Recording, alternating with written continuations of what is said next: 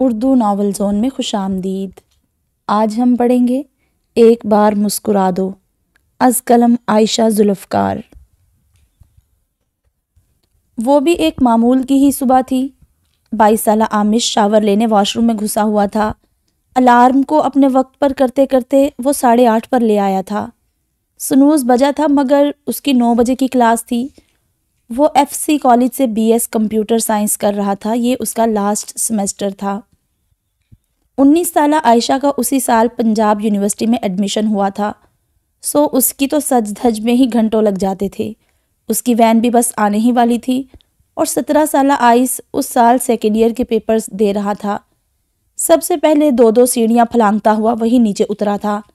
موم، جلدی جلدی 10 منٹ رہ گئے ہیں بس، وہ کچن میں داخل ہوتے ہوئے زور سے بولا تھا۔ اس کے پیچھے ہی آنشا بھی اپنے کمرے سے نکل آئی۔ موم، میری وین بھی آنے والی ہے، پلیز پہلے مجھے ناشتہ دے دیں۔ سعدیہ بچے، سب سے پہلے مجھے چائے دے دو، میری آنکھیں بند ہو رہی ہیں۔ ثریا بیگم ٹی وی لاؤنج میں صوفے پر بیٹھی تھی۔ آنشا، یہ پکڑو اپنا پراٹھا اور آملیٹ، اور چائے باہر ٹیبل پر ہے۔ آئس، کیا لوگے؟ اس نے جلدی سے ثریا بیگم کا کپ بھرا تھا۔ Half fry 7 bread. بریڈ باہر ہے، ہاف فرائی بس آیا، وہ بولی۔ آنشا کی وین آ چکی تھی، تبھی عامش بھاگتا ہوا نیچے اترا تھا۔ کیسی ہیں دادی اماں؟ ان کے آگے سر جھکاتے ہوئے وہ جلدی سے ڈائننگ ٹیبل کی طرف آیا۔ اس کی کافی کا مگ ٹیبل پر پڑا بھاپ اڑا رہا تھا۔ ابھی وہ کرسی کھینچ کر بیٹھا ہی تھا جب وہ اس کے آگے براؤنی کا ایک ٹکڑا رکھ گئی۔ کمال ہے بھائی کو تو ایک لمحے میں ناشتہ دے دیا، اور میں جو آدھے گھنٹے سے چیخ رہا ہوں وہ۔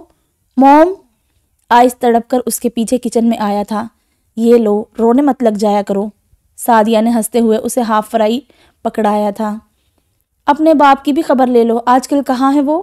ہمیں تو یہ بھی پتہ نہیں ہوتا کہ وہ دنیا کے کس کونے میں گیا ہوتا ہے۔ ثریا بیگم نے عامش سے کہا تھا۔ ڈیڈ آج کل نیو یارک میں ہے دادی ماں، میری پرسوں ان سے بات ہوئی تھی۔ مما کی طبیعت اب کافی بہتر ہوتی جا رہی ہے، وہ کافی کے گھونٹ بھرتے ہوئے کہتا چلا گیا۔ تبھی لینڈ لائن کی رنگ ہوئی تھی۔ آئس، فون سننا پلیز۔ سعدیہ کے کہنے پر عامش اس سے پہلے فون اٹھا چکا تھا۔ ہیلو، دوسری جانب کی آواز سن کر اس کا چہرہ خوشی سے دمک اٹھا تھا۔ واقعی مما، کب تک؟ وہ پوچھ رہا تھا۔ سعدیہ بے تاثر چہرے کے ساتھ اپنی چائے نکال رہی تھی۔ اوکے مما، ڈیڈ سے کہے میں خود آؤں گا آپ کو لینے۔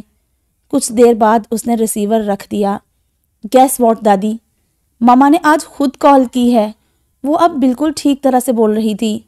انہوں نے کہا کہ ڈیڈ انہیں نیکسٹ ویک پاکستان لے آئیں گے۔ وہ بے حد خوش تھا۔ ڈیڈ بھی آئیں گے؟ آنشا نے پوچھا۔ ہاں، وہ گاڑی کی چابیاں اٹھاتے ہوئے بولا۔ ڈیڈ کے آتے ہی اپنی نئی گاڑی کا بندوبست کر لے بھائی، یہ وہ مجھے دے کر گئے تھے۔ آئس کو بائک پر کالج جانا قطعی قابل قبول نہیں تھا۔ وہ تینوں بہن بھائی آگے پیچھے ہی باہر نکلے تھے۔ ایک ہفتے بعد مرزا عارفین طاہر کی پاکستان لینڈنگ ہوئی تھی۔ وہ پاکستانی سفارت خانے سے منسلک تھا، سو زیادہ تر ملک سے باہر ہی رہتا تھا۔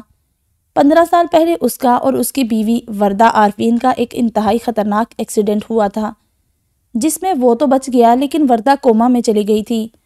15 سال وہ اسے لے کر ملک گھومتا رہا، جہاں سے بھی اس کی زندگی کی ذرا سی امید نظر آتی اسے لے کر وہیں چلا جاتا۔ وردہ اور عارفین کی پسند کی شادی تھی، بلکہ یوں کہیں کہ محبت کی شادی تھی، اور عارفین طاہر نے ان 15 سالوں میں ثابت کر دیا کہ اس کی تمام تر محبتیں صرف اور صرف وردہ کے لیے تھیں۔ عامش اور آئس خود انہیں ایئرپورٹ لینے گئے تھے۔ وردہ ابھی تک پوری طرح ریکور نہیں ہوئی تھی۔ عارفین نے اس کے لیے ایک انتہائی آرام دہ ویل چیئر بنوائی تھی جس کے ذریعے وہ گاڑی تک پہنچی تھی۔ مما، میں نے آپ کو بہت یاد کیا ہے، بہت زیادہ۔ عامش 7 سال کا تھا جب وردہ کا ایکسیڈنٹ ہوا۔ وہ اس کا پہلا بیٹا تھا، انتہائی لاڈلا بیٹا۔ عارفین اور وردہ کی جان بستی تھی اس میں، اور وہ وردہ سے بہت زیادہ اٹیچ تھا۔ وردہ کی کمی سب سے زیادہ اسی نے محسوس کی تھی۔ آنشا اور آئس کافی چھوٹے تھے، سو وہ ذرا جلدی سنبھل گئے تھے۔ میرا بچہ کتنا بڑا ہو گیا، وردہ کے آنسو نہیں تھم رہے تھے۔ او ہیرو، چلو بس کرو اب، اتنا تو میں نے اپنی بیوی کو 15 سالوں میں نہیں رونے دیا جتنا تم نے 5 منٹ میں رلا دیا۔ عارفین نے اسے زبردستی وردہ سے الگ کیا تھا۔ یہ آئس ہے؟ اس نے ویڈیو کال پر تو اسے ہزاروں بار دیکھا تھا، لیکن اپنی آنکھوں سے آج 15 سال بعد دیکھ رہی تھی۔ جی۔ وہ کوشش کے باوجود اسے مما نہیں کہہ سکا تھا۔ وردہ نے اسے اپنے گلے سے لگا لیا۔ آنشا نہیں آئی؟ وہ گھر پر آپ کا ویٹ کر رہی ہے، آئس نے کہا۔ چلے مما، اب گھر چلتے ہیں۔ آمش نے بہت محبت سے اس کا ماتھا چوما تھا۔ عارفین نے اسے سہارا دینا چاہا تو اس نے جلدی سے اس کا بازو پرے کر دیا۔ 15 سال رہ لیے نا آپ ان کے ساتھ، بس بہت ہے، اب دور رہے میری موم سے۔ وہ حد سے زیادہ پوزیسو ہو رہا تھا۔ وردہ بھی مسکرانے لگی۔ گھر پہنچے تو آنشا انہیں گیٹ پر ہی مل گئی۔ یہ تو بالکل میرے جیسے ہو گئی ہے عارفین۔ وردہ ایک بار پھر رو پڑی تھی۔ ثریا بیگم نے تا دیر انہیں اپنے سینے سے لگائے رکھا، ان کی آنکھیں بھی نم ہو گئی تھی۔ آمش انہیں خود اندر لے کر آیا۔ ماما، میں نے خود آپ کا کمرہ سیٹ کروایا ہے۔ مجھے یاد تھا کہ آپ کو سفید رنگ بہت پسند ہے، سو میں نے فرنیچر بھی چینج کروا دیا۔ آمش کی خوشی کی کوئی انتہا نہیں تھی۔ سعدیہ کہاں ہے؟ اس نے کچھ دیر بعد پوچھا تھا۔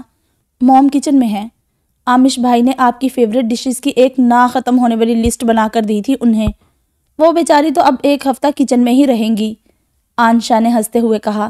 جاؤ اسے بلا کر لاؤ، وردہ نے کہا۔ وردہ، اس کا یہاں آنا کتنا ضروری ہے؟ عارفین نے بس ایک نظر اسے دیکھا تھا۔ وردہ نے چونک کر اس کی طرف دیکھا۔ وہ 15 سالوں سے اس گھر میں میری جگہ پر ہے عارفین۔ وہ بولی تو عارفین خاموش ہو گیا۔ آنشا اسے بلانے باہر نکل گئی تھی۔ وہ واقعی کچن میں تھی۔ آنشا کے پرزور اصرار کے باوجود اس نے اسے میں آتی ہوں کہہ کر ٹال دیا۔ تقریباً 20-25 منٹ بعد وہ وردہ کے کمرے کی طرف آئی تھی۔ دروازہ کھلا ہی تھا۔ اس نے ایک نظر اندر دیکھا۔ وردہ بستر پر تکیے سے ٹیک لگائے لیٹی تھی اور آمش ان کے ساتھ ہی کندھے پر سر رکھے لیٹا تھا۔ دوسری جانب آنشا بیٹھی ہوئی تھی۔ آئس صوفے پر عارفین کے ساتھ بیٹھا تھا۔ وہ سبھی بہت خوش تھے، بہت زیادہ۔ وہ بس اپنے آنسوؤں کا گولا حلق سے اتارتی ہوئی واپس پلٹ گئی تھی۔ دوپہر کا کھانا اس نے ڈائننگ ٹیبل پر ہی لگا دیا۔ واہ واہ، کیا بات ہے موم، میرے فیورٹ فرائیڈ رائس اور کباب۔ آئس تو چہکتا ہوا اس سے لپٹ ہی گیا۔ موم، آمش بھائی کہہ رہے ہیں کہ ان کا اور آنشا کہتے کہتے رک گئی۔ اور وردہ موم کا کھانا اندر ہی دے جائیں، وہ بولی۔ تم دونوں بھی اندر ہی کھاؤ گے؟ اس نے پوچھا۔ کیوں بلا؟ ہم تو آپ کے ساتھ کھائیں گے، آنشا نے کہا۔ اس نے چپ چاپ ان دونوں کا کھانا ٹرالی میں رکھ دیا۔ آنشا اسے زبردستی اندر لے کر آئی تھی۔ کیا حال ہے وردہ؟ طبیعت کیسی ہے اب؟ وہ بس اس سے ہاتھ ہی ملا سکی تھی۔ اب تو کافی بہتر ہوں، وہ بولی۔ تبھی عارفین واش روم سے نکلا تھا، گیلے بالوں میں تولیہ رگڑتے ہوئے۔ اس نے بس ایک نظر سعدیہ کو دیکھا اور پھر نظریں پھیر لیں۔ ڈیڈ، آپ تو ہمارے ساتھ لنچ کریں گے نا؟ آنشا نے پوچھا۔ ہاں، میں آ رہا ہوں بس، وہ بولا۔ سعدیہ خاموشی سے باہر نکل گئی تھی۔ عارفین، اب تو کچھ عرصہ پاکستان میں ہی رہے گا نا؟ ثریا بیگم نے لنچ کے دوران پوچھا تھا۔ دیکھیے امی، حکومت کی مرضی ہے کہ کب تک یہاں رہنے دیتی ہے، وہ بولا۔ مجھے ایک کپ چائے لا دو، وہ کچھ دیر بعد بولا تو سعدیہ اپنا کھانا چھوڑ کر اٹھ گئی تھی۔ رات کو وردہ نے اپنا سارا سامان کھلوایا تھا۔ عارفین نے اس کے کہنے کے مطابق سبھی کے لیے بھرپور شاپنگ کی تھی۔ سبھی اس کے کمرے میں جمع تھے۔ سعدیہ کچن سمیٹ کر اپنے کمرے میں چلی گئی۔ وردہ کے بار بار کہنے کے باوجود عارفین نے اس کا سوٹ اور باقی چیزیں اس کے کمرے میں بھجوا دی تھی۔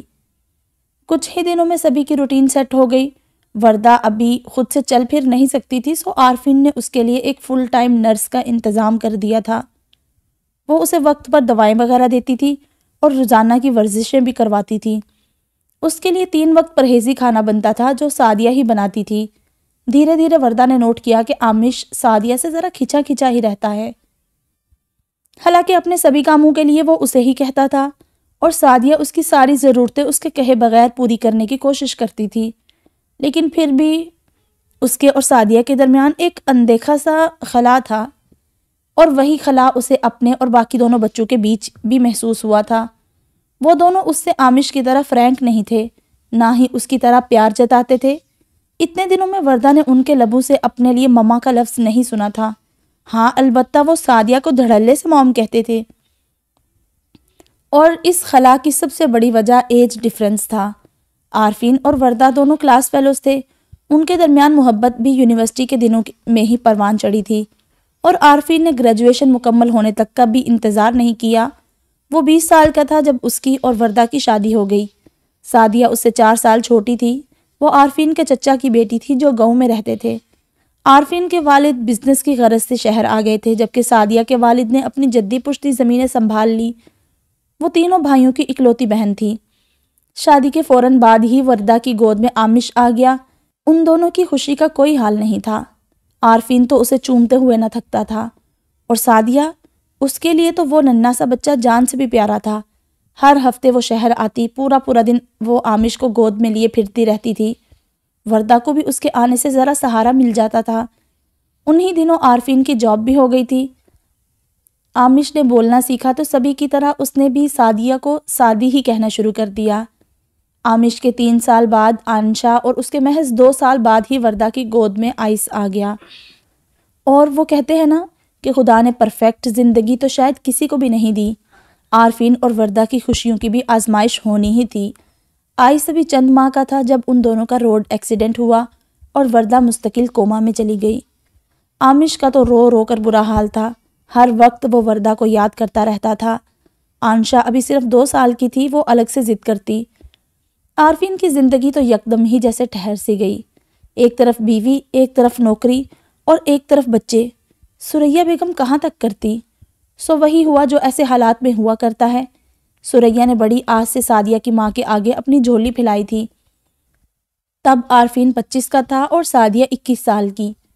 عارفین قطعاً اس سے شادی کرنے کو تیار نہیں تھا، لیکن صرف اور صرف اپنے 3 بچوں کی خاطر مجبور ہو گیا، کیونکہ وہ اکیلا ان تینوں کو نہیں پال سکتا تھا۔ وہ کافی دیر سے اپنی ایک فائل تلاش کر رہا تھا جو اسے کسی بھی الماری سے نہیں مل رہی تھی۔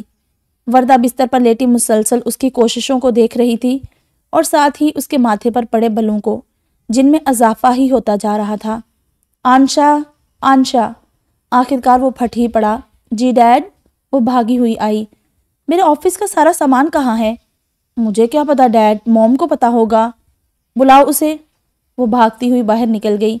تبھی سعدیہ اندر آئی تھی۔ میری فائلز کہاں ہیں ساری؟ وہ اس پر برس ہی پڑا۔ وہ آپ کے اوپر والے کمرے میں ہیں، وہ بولی۔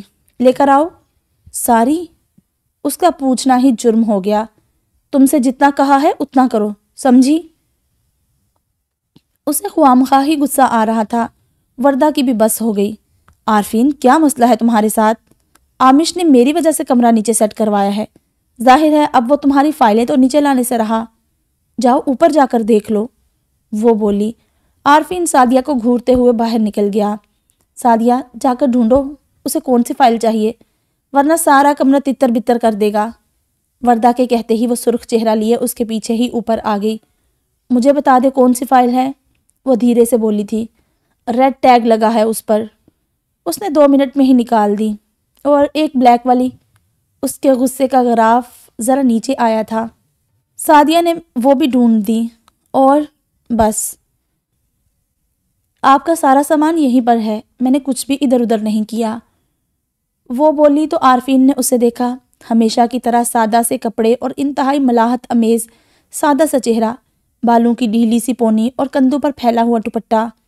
گاؤں میں کیسے ہیں سب؟ ٹھیک ہے، اور تم ٹھیک ہو؟ اسے یاد آ ہی گیا تھا۔ جی، 1 کپ کافی بنا دو، وہ اس کے چہرے پر سے نظریں ہٹاتے ہوئے بولا تھا۔ جی، مختصر سا کہہ کر وہ باہر نکل آئی۔ وہ جانتی تھی کہ عارفین کے لیے وہ کبھی بھی اہم نہیں رہی۔ ہاں، بس وہ اس کے بچوں کی حد تک ایک ضرورت تھی، اشد ضرورت۔ اور ضرورتوں سے بھلا ہم محبت کب کرتے ہیں؟ پچھلے 15 سالوں سے وہ اس کی بیوی بن کر اس کے گھر رہ رہی تھی، لیکن صرف اس کا گھر اور اس کے بچے سنبھالنے کے لیے۔ عارفین طاہر کو وردہ کے ہوتے ہوئے اس کی کوئی ضرورت نہیں تھی۔ وہ اس دن وردہ کے لیے ناشتہ لے کر آئی تھی۔ نرس ابھی تک نہیں آئی تھی، سو اس نے وردہ کا ہاتھ منہ دھلوا کر اسے ٹیک لگا کر بٹھا دیا۔ اور کسی چیز کی ضرورت ہے تو بتا دیں۔ نہیں سعدی، بیٹھو تم، وہ بولی۔ سعدیہ سامنے پڑے صوفے پر بیٹھ گئی۔ ایک بات پوچھوں تم سے؟ جی، بالکل بھی برا مت منانا میری بات کا۔ نہیں، آپ پوچھیں۔ تمہارے اور عارفین کے نکاح کو 15 سال ہو گئے ہیں۔ تو تم نے کوئی چیک اپ وغیرہ نہیں کروایا اپنا؟ میرا مطلب ہے کہ ابھی تک تمہارا کوئی بیبی وغیرہ نہیں ہوا؟ وردہ نے کہہ ہی دیا۔ چیک اپ کروانے کی نوبت ہی نہیں آئی، وہ پھیکا سا بولی۔ کیوں؟ ویسے ہی نارمل ہی ہے سب، وہ ہچکچا گئی۔ نارمل ہے تو اب تک گود خالی کیوں ہے تمہاری؟ وہ بولی۔ سعدیہ خاموش رہ گئی۔ سعدیہ کیا بات ہے، کوئی میڈیکل ایشو ہے کیا؟ نہیں تو، اس کی آنکھیں جھلملانے لگی۔ تو پھر وہ عارفین نے ابھی تک اس طرح سے چھوا تک نہیں ہے مجھے، وہ بولی اور آنسو اندر ہی اتار لیے۔ وردہ ششدر سی اسے دیکھتی رہ گئی۔ 15 سالوں میں ایک بار بھی نہیں؟ وہ حیران تھی۔ نہیں۔ سعدیہ دھیرے سے نفی میں سر ہلاتی ہوئی باہر نکل گئی تھی۔ اور یہ سچ تھا، عارفین اس سے شادی کرنے پر راضی نہیں تھا، بلکہ وہ سرے سے دوسری شادی کرنے پر ہی راضی نہیں تھا۔ اس کی زندگی وردہ سے شروع ہو کر وردہ پر ہی ختم ہو جاتی تھی، لیکن وہ 3 بچے اس کے ارادوں کی زنجیر بن گئے۔ اسے بھلے ہی ایک بیوی کی ضرورت محسوس نہ ہوتی، لیکن ان 3 معصوم بچوں کو ایک ماں کی اشد ضرورت تھی۔ آئس اور آنشا تو بہت ہی چھوٹے تھے۔ عامش الگ سے کمرے میں بند رہتا تھا، سو گھر والوں کے انتہائی مجبور کر دینے پر اس نے سعدیہ سے نکاح کر لیا، لیکن اس کے حصے وہ کبھی بھی نہیں آیا۔ کئی مہینے وہ باہر کے ملکوں کے دوروں پر گیا رہتا، ساتھ ہی وردہ کو جگہ جگہ لے کر پھرتا رہتا۔ جہاں اس کی پوسٹنگ ہوتی وردہ کو بھی وہیں لے جاتا۔ ایک سے بڑھ کر ایک ہسپتال اس نے چھان مارے۔ بس کچھ ہی دنوں کے لیے پاکستان آتا، صرف اپنے بچوں سے ملنے، انہی کے ساتھ وقت گزارتا۔ سعدیہ اس کے لیے جیسے نہ ہونے کے برابر تھی۔ شروع میں اس نے ثریا بیگم اور اپنی ماں کے کہنے پر عارفین کی طرف پیش رفت کرنے کی کوشش کی تھی۔ ظاہر ہے سب اسے کہتے تھے کہ وہ اس کا شوہر ہے اور ذہنی طور پر ڈسٹرب ہے، سو اسے ہی ایک اچھی بیوی بننا ہے۔ ثریا بیگم روز اسے عارفین کے پاس جانے کا کہتی۔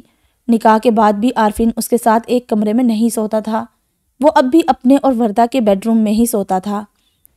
وہ بھی ایک معمول کی ہی رات تھی جب وہ اس کے کمرے میں آئی۔ عامش عارفین کے ساتھ ہی سوتا تھا، جبکہ باقی دونوں بچے اس نے اپنے کمرے میں سلا لیے تھے۔ وہ جاگ رہا تھا۔ کوئی کام ہے؟ اسے دیکھ کر حسب معمول تڑخ اٹھا۔ نہیں، وہ تیمی کہہ رہی تھی کہ آپ کی طبیعت ٹھیک نہیں ہے تو میں… وہ بڑی ہمت کر کے اس کے قریب آئی تھی۔ عارفین کا چہرہ بالکل سپاٹ تھا۔ تو تم میری طبیعت ٹھیک کرنے آئی ہو؟ وہ غرا کر بولا۔ نہیں، وہ تو میں… سعدیہ سے تھوک نکلنا مشکل ہو رہا تھا۔ عارفین مسلسل اسے دیکھ رہا تھا۔ عارفین سب مجھے آپ کے قریب جانے کو کہتے، دھیرے سے کہتے ہوئے وہ جیسے ہی اس کے قریب ہوئی، عارفین نے اسے زور سے دھکا دیا تھا۔ اٹھو! اسے بازو سے جکڑتے ہوئے وہ اپنے کمرے کے دروازے تک لایا اور باہر دھکا دے دیا۔ آج کے بعد مجھے اپنے کمرے میں نہ نظر آؤ تم، وہ پھنکار کر بولا تھا۔ سعدیہ بیچاری روتی ہوئی واپس آ گئی۔ کچھ عرصہ بعد عارفین دوبارہ واپس آیا تو ثریا بیگم پھر اس کے در پہ ہوئی۔ سعدیہ نے ایک بار پھر ہمت پکڑی اور اس کے کمرے تک پہنچ گئی۔ ان دنوں وردہ کے سلسلے میں جاپان کے ڈاکٹرز نے اسے بہت امید دلائی تھی۔ سعدیہ کی پیش رفت اسے پھر غصہ دلا گئی۔ اس بار اس کے دھکے سے وہ دیوار سے ٹکرائی تھی۔ اگلی صبح اس کے ماتھے پر لگا سنی پلاسٹ دیکھ کر ثریا بیگم کو عارفین پر غصہ آیا۔ بیوی ہے وہ تیری، 4 سال ہو چلے نکاح کو، انسان ہے وہ بھی۔ وہ بولی، امی میرا نہیں دل کرتا اس کی طرف جانے کو، میں کیسے وردہ سے بے وفائی کروں؟ نہیں ہوگا مجھ سے، اتنا ہی اس کا خیال ہے تو میں آج ہی چھوڑ دیتا ہوں اسے، کہیں اور شادی کروا دے اس کی۔ وہ ست گیا تھا۔ اس کے بعد سعدیہ خود ہی پیچھے ہٹ گئی۔ وہ سمجھ گئی کہ اس کا کام صرف بچے سنبھالنا تھا، سو اس نے انتہائی خلوص اور محبت سے ان تینوں بچوں کو اپنی پرشفقت آغوش میں بھر لیا۔ آئس اور آنشا تو بہت جلد اس سے مانوس ہو گئے تھے، لیکن اصل مسئلہ عامش کا تھا۔ اسے وہ سعدی کے روپ میں تو ہر لمحہ قبول تھی، لیکن اپنی ماں کے روپ میں قطعی قبول نہیں تھی۔ عارفین کی طرح وہ بھی اسے وردہ کی جگہ نہیں دے پایا تھا۔ شروع میں تو وہ اسے بہت ہی تنگ کرتا، کئی دن کھانا چھوڑے رکھتا، ضد کرتا رہتا۔ پھر کبھی کبھار بہت ہی زیادہ بدتمیزی کرنے لگتا۔ وہ دودھ کا گلاس بھر کر لاتی تو اس کے چہرے پر پھینک دیتا، اور روٹی کھلانے بیٹھتی تو سالن پھینک دیتا۔ غرض جتنا وہ اسے زج کر سکتا تھا اس نے کیا۔ آنشا اور آئس اسے موم ہی بلانے لگے تھے، جبکہ عامش تو اس سے بات کرنا ہی چھوڑ گیا۔ پہلے سعدی کہہ لیتا تھا، دھیرے دھیرے وہ بھی چھوڑ گیا۔ عارفین نے یوں ہی چکر لگایا تو سعدیہ کی ماں اس کے پیچھے پڑ گئی۔ سعدیہ نے ان کے بار بار پوچھنے سے تنگ آ کر کہہ دیا تھا کہ عارفین نے اس کا حق ادا کر دیا ہے، سو وہ اب اولاد کے لیے اس کے پیچھے پڑ گئی تھی۔ چچی جان کیوں بار بار ہسپتال جانے کے کہہ رہی ہیں؟ اس رات اس کی پیشی ہو گئی۔ وہ مجھ سے بار بار بچے کا پوچھتی ہیں۔ سعدیہ بے حد ڈر رہی تھی۔ تم نے کیا بتایا انہیں؟ اسے غصہ آ گیا۔ عارفین، وہ بار بار مجھے آپ کے پاس جانے کا کہتی ہیں، میں کیا کروں؟ مجبور ہو کر میں نے کہہ دیا کہ آپ نے میرا حق ادا کر دیا ہے۔ وہ کہہ ہی گئی۔ بیوقوف، اب وہ میرے پیچھے پڑ گئی ہیں۔ وہ برس پڑا۔ میں کیا کروں؟ سعدیہ کے آنسو نکل آئے۔ تم سے نکاح کر کے سب سے بڑی غلطی کی ہے میں نے اپنی زندگی کی۔ بچوں کا مسئلہ نہ ہوتا تو کبھی تم سے شادی نہیں کرتا۔ میری ایک بات کان کھول کر سن لو تم، میں ساری عمر وردہ کے ساتھ وفا نبھاؤں گا، سمجھی؟ بھلے ہی طلاق لے کر دوسری شادی کرنی ہے تو کر لو۔ وہ اسے بازو سے جھنجھوڑ گیا تھا۔ کچھ دنوں بعد وہ واپس چلا گیا۔ سعدیہ کے بڑے بھائی کی شادی ہوئی تو وہ سب گاؤں چلے آئے۔ سعدیہ کی ماں اس کے گلے لگ کر پھوٹ پھوٹ کر رو پڑی۔ امی کیا ہوا ہے؟ وہ سمجھ نہیں پا رہی تھی۔ سعدی، میری اکلوتی بچی اور تیرے کیسے نصیب، وہ روئے جا رہی تھی۔ عارفین نے جب مجھے بتایا کہ تو کبھی ماں نہیں بن سکتی تو میرا تو کلیجہ چھلنی ہو گیا۔ ہائے میرے بچی، وہ اسے جامد کر گئی تھی۔ وہ جاتے جاتے سارا ملبہ اس کے کندھوں پر دھر گیا تھا۔ عارفین، وہ بیوی ہے تمہاری؟ وردہ تو اس کے آتے ہی پھٹ پڑی تھی۔ وردہ، میں صرف تم سے محبت کرتا ہوں اور بس، بات ختم۔ وہ بولا۔ نہیں عارفین، ایسے کیسے بات ختم؟ وہ ایک عورت ہے، 15 سال سے وہ تمہاری بیوی ہے، تمہارے بچوں کو پال رہی ہے، اور تم نے 15 سال سے ایک بار بھی اس کا حق ادا نہیں کیا۔ وردہ کو اس پر کافی غصہ تھا۔ وردہ پلیز یار، مجھے اسے دیکھ کر ہی غصہ آ جاتا تھا، چڑ سی ہو گئی تھی مجھے اس سے۔ گھر والوں نے زبردستی تھوپ دیا تھا اسے میرے سر پر۔ میں اس سے شادی کرنا ہی نہیں چاہتا تھا۔ عارفین کہتا چلا گیا۔ تو کیوں کی پھر اس سے شادی؟ وردہ چیخ پڑی۔ بچوں کی وجہ سے، وہ بولا۔ عارفین، اگر تمہیں صرف اپنے بچے پالنے کے لیے ایک آیا کی ہی ضرورت تھی تو اس بیچاری کی زندگی برباد کیوں کی؟ کوئی زندگی برباد نہیں ہوئی اس کی۔ 15 سال سے کون سی کمی ہونے دی ہے میں نے اسے؟ اپنی مرضی سے کھاتی ہے، پہنتی ہے، ہر جگہ آتی جاتی ہے، پورے گھر کی مالکن تو بنی ہوئی ہے۔ وہ اس وقت ایک ٹپیکل مرد بن گیا تھا۔ افسوس ہے تم پر عارفین، بے حد افسوس، وہ بولی۔ وردہ، افسوس تو مجھے تم پر ہو رہا ہے، بجائے اس کے کہ تم میری وفاؤں کے گن گاؤ، الٹا اس کی وجہ سے مجھ سے لڑ رہی ہو۔ یار، نہیں چاہیے تھی مجھے کوئی اور تمہارے سوا، وہ کہتا ہوا وردہ کے قریب آیا تھا۔ مجھے آج بھی تمہارے علاوہ کسی کی کوئی چاہت نہیں ہے میری جان۔ عارفین کے مضبوط بازو اس کے گرد حصار بنا گئے تھے۔ تم نے بہت غلط کیا ہے اس کے ساتھ عارفین، بہت زیادہ۔ وردہ کو شدت سے سعدیہ کی بے نوائی کا احساس ہو رہا تھا۔ وہ بھی معمول کا ہی ایک دن تھا۔ آمش حسب معمول نیچے اترا تو سعدیہ اس کا ناشتہ پہلے سے ہی وردہ کے کمرے میں رکھ کر جا چکی تھی۔ وہ باہر نکلنے لگی تھی جب آمش اندر داخل ہوا۔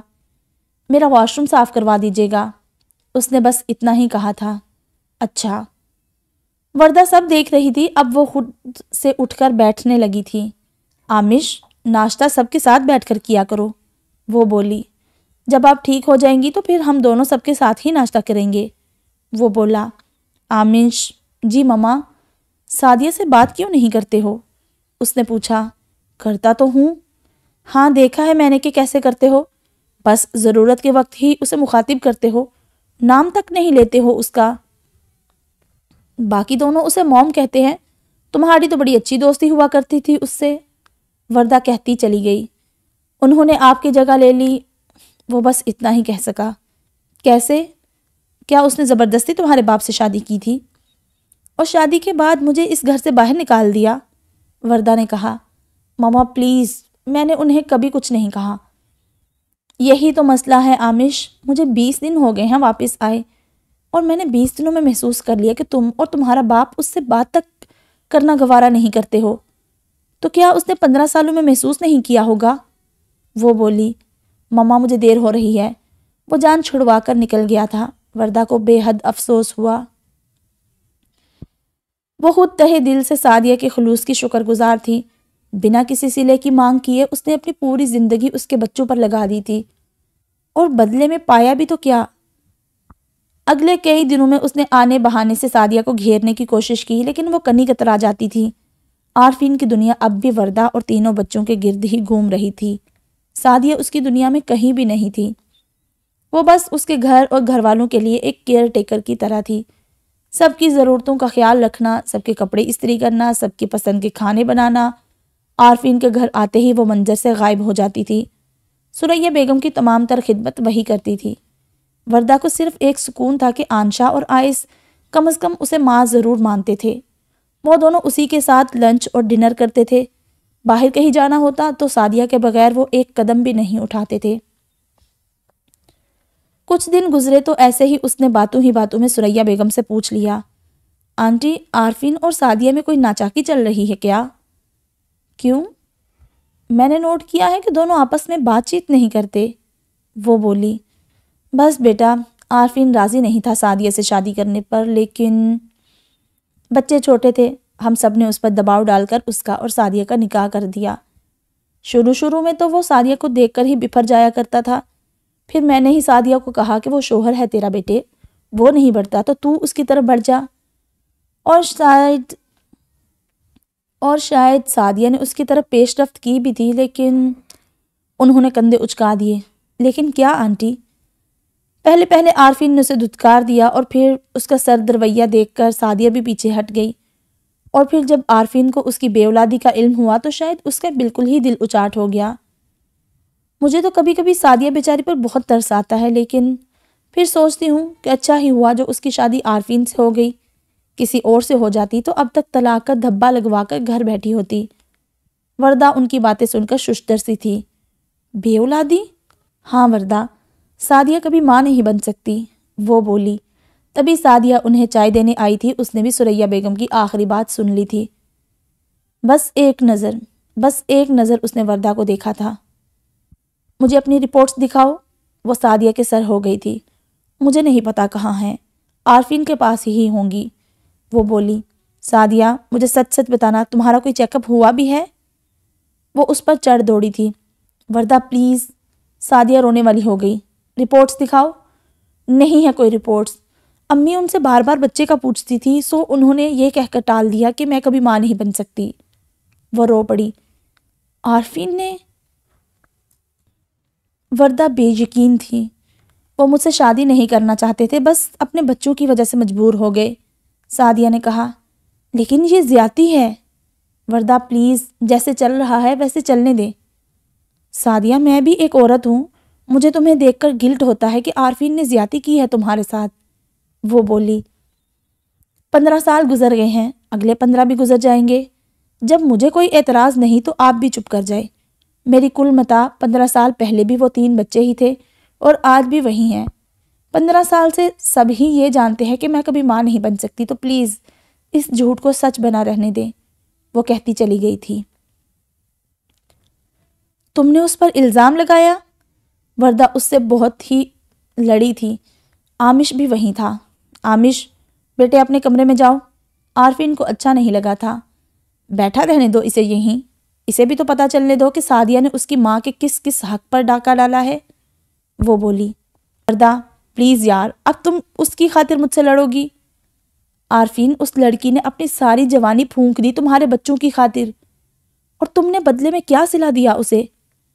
تمہارا بیٹا کہتا ہے کہ اس نے گھر میں آ کر میری جگہ لی ہے۔ بتاؤ اسے کہ تم نے تو آج تک ایک محبت بری نظر سے بھی نہیں نوازا، وہ بولی۔ وردہ فطرتاً بہت اچھی اور نیک لڑکی تھی، حالانکہ جب اسے پتہ چلا کہ عارفین اور سعدیہ کا نکاح ہو گیا ہے تو اسے کافی دکھ ہوا تھا، لیکن وہ جانتی تھی کہ عارفین نے یہ نکاح صرف اپنے بچوں کی خاطر کیا ہوگا، اور پھر وہ سعدیہ کی فطرت سے بھی واقف تھی۔ وہ وردہ کی بہت زیادہ عزت کرتی تھی۔ وہ مطمئن تھی کہ سعدیہ کے ہوتے کم از کم اس کے بچے سنور جائیں گے، اور ایسا ہی ہوا تھا۔ اس کے تینوں بچوں کی تربیت میں سعدیہ نے کوئی کمی نہیں رہنے دی تھی، انہیں حد سے زیادہ اعتماد دیا، انہیں مضبوط بنایا۔ وردہ بس کرو، عارفین جیسے ہار سا گیا۔ تمہارے باپ نے 15 سالوں سے میرا حق اسے نہیں دیا آمش، الٹا پورے خاندان میں اسے بدنام کر دیا کہ وہ کبھی ماں نہیں بن سکتی۔ وردہ کو بے پناہ دکھ تھا۔ آمش حیرانی سے باپ کو دیکھ رہا تھا۔ آئس اور آنشا دروازے سے باہر کھڑے سب سن رہے تھے۔ وردہ کی آوازیں سعدیہ کے کمرے تک جا رہی تھی۔ وہ خاموش سی اپنے کمرے کے دروازے میں کھڑی تھی۔ وردہ، آج اس کمرے میں آخری بار سعدیہ کا ذکر ہوا ہے، اب دوبارہ نہیں ہوگا۔ عارفین کا لہجہ شاید پہلی بار وردہ کے ساتھ سخت ہوا تھا۔ ٹھیک ہے، تو پھر طلاق دے دو اسے، نہ وہ اس گھر میں ہوگی اور نہ ہی اس کا ذکر ہوگا، وردہ نے فیصلہ کن لہجے میں کہا تھا۔ سعدیہ یکدم ہی اپنے کمرے سے نکل آئی، رنگت پیلی پڑتی جا رہی تھی۔ یہ آپ کیا کہہ رہی ہیں مما؟ آمش بھی چپ نہ رہ سکا۔ ٹھیک تو کہہ رہی ہوں، تمہارے باپ کو صرف تم لوگوں کو پالنے کے لیے اس کی ضرورت تھی، وہ پوری ہو گئی نا، تو بس اب پھر آزاد کر دے اسے۔ اس کے ماں باپ اس کی دوسری شادی کر دیں گے، یہاں رہ کر کیا کرے گی وہ؟ وردہ چیخ پڑی تھی۔ سعدیہ ایک دم دروازہ کھول کر اندر داخل ہو گئی۔ آئس اور آنشا بھی سہم زدہ سے کھڑے تھے۔ وردہ، سبھی نے اس کی طرف دیکھا تھا۔ میری زندگی کے جتنے سال باقی رہ گئے ہیں وہ مجھے اس گھر کے ایک کونے میں بیٹھ کر گزار لینے دے پلیز۔ کوئی حق نہیں چاہیے مجھے، کسی صلے کی تمنا نہیں ہے، پلیز جیسے چلتا آ رہا ہے ویسے ہی چلنے دے، میری وجہ سے آپ دونوں مت لڑا کریں، وہ انگلیاں مروڑتی ہوئی کہتی چلی گئی تھی۔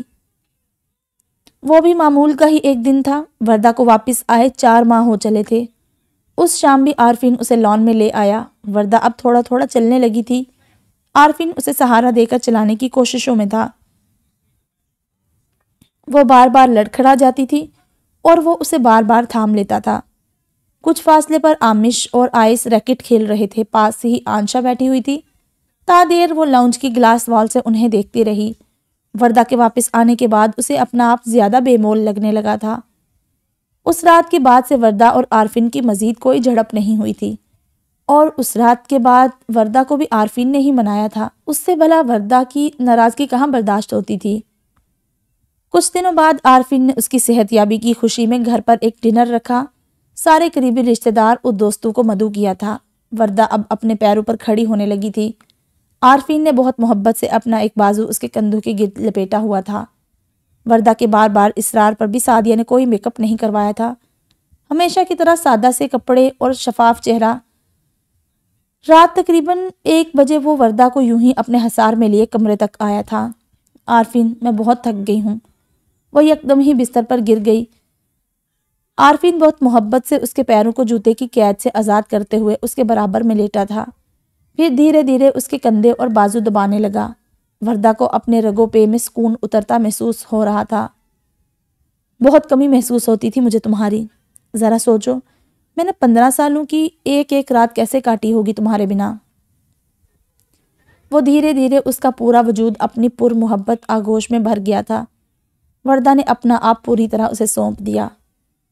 تم سے کچھ مانگو عارفین، دو گے؟ وہ اس کی حدت سے پگھلتے ہوئے بولی تھی۔ مانگو میری جان۔ عارفین کی بےتابیاں عروج پر تھی۔ سعدیہ کو اس کا حق دے دو عارفین، وہ اس کے کانوں میں سرگوشیاں کرتی چلی گئی تھی۔ عارفین پلیز، وہ بیوی ہے تمہاری، جائز اور شرعی بیوی، 15 سال سے وہ تمہارے نکاح میں ہے۔ عارفین، اس کا حق ادا کرنے پر پوچھ ہوگی تم سے۔ وردہ اسے اٹھتے بیٹھتے ڈرا رہی تھی۔ وردہ یار، میں 39 کا ہو گیا ہوں، اب اس کی طرف پیش رفت کرتا اچھا لگوں گا بھلا؟ وہ بولا۔ میری طرف بھی تو کرتے ہو نا، تب اچھے لگتے ہو تم، وہ بولی۔ نہیں اچھا لگتا۔ عارفین مسکراتا ہوا اس پر جھک گیا تھا۔ عارفین، وہ ایک عورت ہے، ایک جیتی جاگتی انسان ہے، اس کی ایموشنز نہیں ہے کیا؟ وردہ کو اس لمحے صرف اور صرف سعدیہ کے لیے ترس محسوس ہو رہا تھا، اور پھر آنے بہانے سے وہ عارفین پر زور ڈالنے لگی تھی۔ اس رات بھی اس نے زبردستی اسے سعدیہ کے کمرے میں بھیج دیا۔ وہ سونے کی تیاریوں میں تھی، اسے دیکھ کر کھڑی ہو گئی۔ وہ آنشا بتا رہی تھی کہ تمہاری طبیعت ٹھیک نہیں ہے، وہ بولا۔ بخار ہو گیا تھا، اب تو ٹھیک ہے، وہ دھیرے سے بولی۔ اچھا، وہ بولا اور ادھر ادھر دیکھنے لگا۔ آپ کو کوئی کام تھا تو بتا دے۔ ہاں، وہ ایک فائل چاہیے تھی۔ کون سی والی؟ بلیک کور والی، تھوڑی بڑی ہے، وہ بولا۔ سعدیہ چپ چاپ اوپر آ گئی۔ عارفین اس کے پیچھے ہی اوپر آیا تھا۔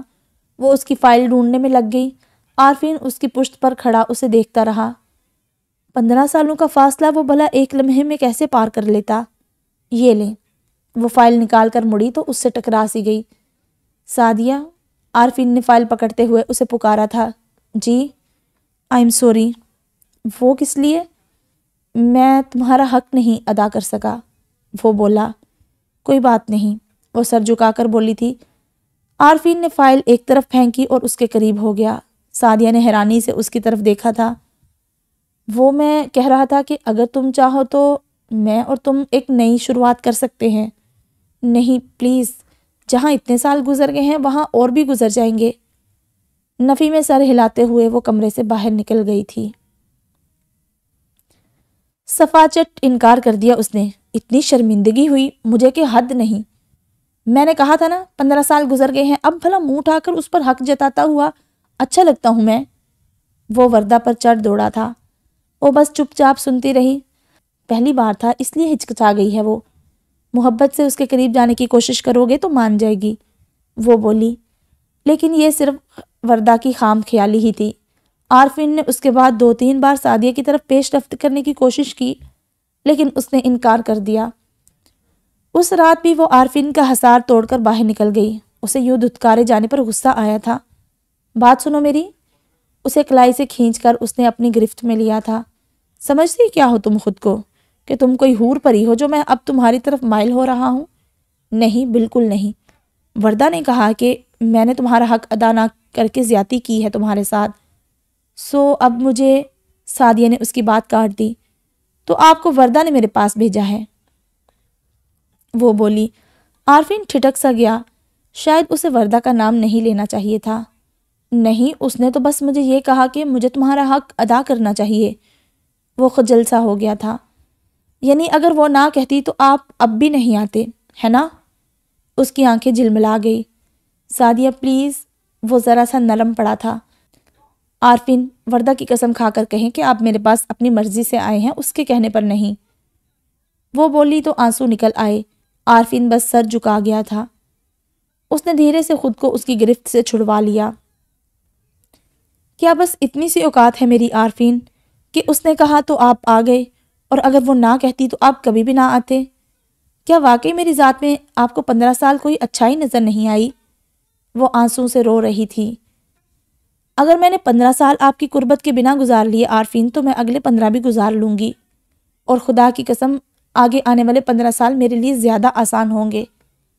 اگر میں نے اپنی جوانی اپنے شوہر کے بغیر گزار لی تو بڑھاپا گزارنا تو زیادہ آسان ہے نا عارفین؟ سو پلیز وردہ سے کہیں کہ بس کریں، مجھے آپ سے کوئی حق نہیں چاہیے۔ وہ اپنے آنسو صاف کرتی ہوئی کمرے سے باہر نکل گئی۔ سعدیہ، وہ شوہر ہے تمہارا، پورا حق ہے تمہارا اس پر۔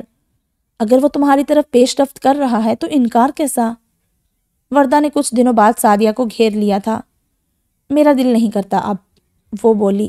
سعدیہ یار، ابھی صرف 35 سال کی ہو تم، اس عمر میں تو لڑکیوں کی شادیاں ہوا کرتی ہیں، وہ بولی۔ وردہ، اس بات کو یہیں ختم کر دے پلیز، روز روز میرا تماشا نہ بنوائے۔ مجھے نہیں لینا عارفین سے کوئی بھی حق، پلیز۔ اس نے بڑی سختی سے وردہ کو منع کر دیا تھا، اور اس معاملے کی خبر گھر کے تقریباً سبھی افراد کو تھی۔ آمش پاس آؤٹ کرنے والا تھا، آنشا اور آئس دونوں سمجھدار تھے، سریہ بیگم بھی سب جانتی تھی کہ کیا چل رہا تھا۔ اس دن بھی آنشا اور آئس دونوں نے سعدیہ کو کچن میں گھیر لیا۔ مام، آپ کو پتہ ہے فلم سٹارز اور سیلیبریٹیز کی تو 40 سال کی عمر میں شادیاں ہوتی ہیں، پھر وہ مائیں بنتی ہیں۔ آپ تو ابھی صرف 35 سال کی ہیں اور لگتی بھی نہیں ہیں۔ وہ ان کی بات کا مطلب سمجھ رہی تھی لیکن خاموش تھی۔ ڈیڈ اور آپ ایک ساتھ اتنے اچھے لگتے ہیں، اور پھر آپ کا دل نہیں کرتا کہ آپ کا بھی کوئی بیبی ہو؟ آنشا نے اٹکتے ہوئے کہا تھا۔ تم دونوں کو وردہ نے کہا ہے مجھ سے یہ سب کہنے کے لیے؟ نہیں تو بالکل بھی نہیں۔ تو پھر میری ایک بات کان کھل کر سن لو، آج کے بعد مجھ سے جس مرضی ٹاپک پر جو مرضی بات کرو، لیکن یہ بات نہیں ہوگی، وہ بولی۔ لیکن موم کہتے ہو نا تم دونوں مجھے، تو پھر بھلا مجھے کسی اور بچے کی کیا ضرورت، وہ بولی۔ تو آپ کیا ساری عمر ایسے ہی بس اپنے کمرے میں تنہا گزار دیں گی؟ آئس نے پوچھا تھا۔ ہاں، کیونکہ یہ میری چوائس ہے، وہ مسکراتے ہوئے بولی تھی۔ کچھ دنوں بعد وردہ سریہ بیگم کے پاس چلی آئی۔ آنٹی، عارفین سے کہیں کہ سعدیہ کا حق ادا کرے، ابھی بھی وقت ہے، ابھی بھی بہت کچھ ہو سکتا ہے۔ وہ 15 سال سے عارفین کے نام پر بیٹھی ہوئی ہے، بھلا اس کا کیا قصور؟ اور ثریا بیگم کو تو عارفین پر ویسے ہی بہت غصہ تھا۔ جب سے انہیں پتہ چلا تھا کہ عارفین نے سعدیہ کے کبھی ماں نہ بننے والا جھوٹ بولا تھا، تب سے وہ اس سے ناراض تھی۔ وردہ سچ بتاؤں، مجھے تو عارفین پر غصہ ہی بہت ہے، وہ بولی۔ اسے سمجھائیں آنٹی، ماضی میں سعدیہ نے بھی تو اس کی طرف پیش رفت کی تھی نا، اب اگر وہ کر لے گا تو کیا ہو جائے گا؟ وردہ نے انہیں اپنے ساتھ ملا لیا تھا۔ لڑکے، تو نے اپنا دماغ ٹھکانے لگانا ہے یا میں لگاؤں؟ وہ تو اس پر برس ہی پڑی تھی۔ امی، میں کیا کروں؟ وہ نہیں مانتی۔ ہاں تو ماضی میں بڑا اچھا سلوک کیا ہے نا تم نے اس کے ساتھ، جو وہ اب آسانی سے مان جائے۔ کیسے دھکے دیتا تھا تو اسے، کبھی تھپڑ مار دیا، کبھی ماتھا پھاڑ دیا۔ تو اب کیا کروں؟ معافی مانگوں اس سے؟ وہ تڑخ گیا۔ ہاں تو اور کیا، مانگ اس سے معافی اور قریب جا اس کے۔ عارفین، اگر اس کے ماں باپ کو پتہ چل گیا کہ تو نے 15 سالوں سے اسے یوں ہی رکھا ہوا ہے تو میں کیا منہ دکھاؤں گی انہیں؟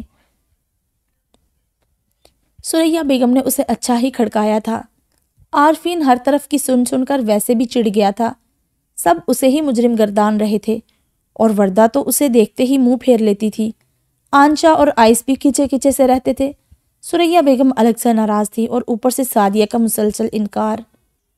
وہ اس رات ذرا سرکش ہو کر اس پر حاوی ہونے لگا۔ سعدیہ تڑپ کر اس کی گرفت سے نکلی تھی۔ عارفین پلیز، وہ رونے والی ہو گئی۔ پورا گھر مجھے کسی مجرم کی طرح ٹریٹ کر رہا ہے سعدیہ، صرف تمہاری وجہ سے۔ میں نے کہا نا کہ میں شرمندہ ہوں تم سے، معاف کر دو مجھے۔ اس نے دوبارہ سعدیہ کو اپنے حصار میں لیا تھا۔ پلیز ضد چھوڑ دو، ان 15 سالوں کو ایک لمحے کے بھول جاؤ پلیز۔ بس ایک بار مجھے قریب آ لینے دو، اس کے بعد تمہاری مرضی۔ بچے بھی مجھ سے بات نہیں کر رہے، وردہ اور امی بھی ناراض تھیں۔ وہ بڑی نرمی سے بولا تھا۔ عارفین، مجھے چھوڑ دے۔ آج اس لمحے بھی آپ کو میری کوئی ضرورت نہیں ہے، نہ ہی مجھ سے کوئی انسیت ہے۔ آج اس لمحے بھی آپ صرف اس لیے میرے قریب آئے ہیں کہ آپ بے حد مجبور کر دیے گئے ہیں۔ آج اس لمحے بھی صرف آپ کو اپنے بچوں، بیوی اور ماں کی ناراضگی کی فکر ہے، میری نہیں۔ آج اس لمحے بھی آپ کے دل میں میرے لیے محبت کا ایک قطرہ تک نہیں ہے عارفین۔ آج اس لمحے بھی آپ جو بس مجھ پر حاوی ہونا ہے، بس مجھے تسخیر کر کے فاتح بننا ہے، اپنی بیوی اور ماں کو دکھانا ہے کہ آپ نے میرا حق ادا کر دیا ہے۔ آج بھی اس لمحے آپ کی نظروں میں میری کوئی وقت نہیں ہے۔ آج کی رات میرے ساتھ گزار کر دوبارہ میری طرف دیکھیں گے بھی نہیں آپ۔ وہ روتے ہوئے کہتی چلی گئی تھی۔ سعدیہ، وہ جیسے بے بس ہو گیا تھا۔ تم مجھ سے محبت کرتی تھی نا؟ یہ اس کا آخری حربہ تھا۔ سعدیہ بس ایک لمحے کو ڈگمگائی تھی۔ ہاں، لیکن آپ نے اس محبت کے نام پر بھی مجھے تھپڑ مار دیا تھا، میری ماں سے انسلٹ کروائی تھی میری، اور وہ ذرا سا رکی، اور 15 سال آپ نے مجھے اس محبت کا تانا دیا ہے۔ عارفین، میں مانتی ہوں وہ میری کچی عمر کی غلطی تھی جو آپ نے آج تک معاف نہیں کی۔ یاد ہے مجھے کہ کس طرح آپ نے مجھے اس محبت کے نام پر رسوا کیا تھا، وہ بولی۔ عارفین، میں نے تو نہیں کہا تھا نا کہ آپ مجھ سے شادی کریں۔ میں اگر آپ سے محبت کرتی بھی تھی تو وہ میرا مسئلہ تھا، آپ کی اور وردہ کی شادی کے ساتھ ہی میری آپ سے وہ محبت بھی ختم ہو گئی۔ میں صرف 21 سال کی تھی جب میری شادی آپ سے ہوئی۔ عارفین، میں انسان نہیں تھی کیا؟ وہ چیخ پڑی تھی۔ عارفین خاموش رہ گیا۔ کتنی بار دھتکارا آپ نے مجھے، دھکے دیے، تھپڑ مارے، مجھے باور کروایا کہ میری آپ کی نظروں میں ٹکے آنے کی اوقات نہیں۔ کتنی بار مجھے اپنے کمرے سے باہر نکالا۔ مجھے بس آپ کے بچے پالنے تھے عارفین، وہ کہتی چلی گئی۔ اور الٹا مجرم بھی مجھے ہی بنا دیا۔ خود سرخرو ہو گئے کہ عارفین کے علاوہ کوئی اور ہوتا تو بھلا ایک بے اولاد کو کب تک بسائے رکھتا۔ میں کیا کیا بھلاؤں عارفین طاہر؟ نفی میں سر ہلاتے ہوئے وہ اس کے سامنے سے ہٹ گئی تھی۔ وہ 10ویں کلاس میں تھی جب اسے عارفین طاہر پر کرش ہوا تھا۔ اسے اپنا وہ ہینڈسم سا کزن یکلخت ہی بہت اچھا لگنے لگا تھا۔ جانے انجانے میں ہی وہ اس کا انتظار کیے جاتی۔ وہ گاؤں آتا تو اس کے آگے پیچھے پھرتی رہتی۔ گھر میں موجود البمز میں سے اس نے عارفین کی ساری تصویریں نکال لی تھی۔ ان دنوں عارفین طاہر اس کی کل کائنات بن گیا تھا۔ عارفین کے والد شہر منتقل ہوئے تو وہ ہر ہفتے شہر چلی آتی۔ عارفین کے سارے کام بھاگ بھاگ کر کرتی۔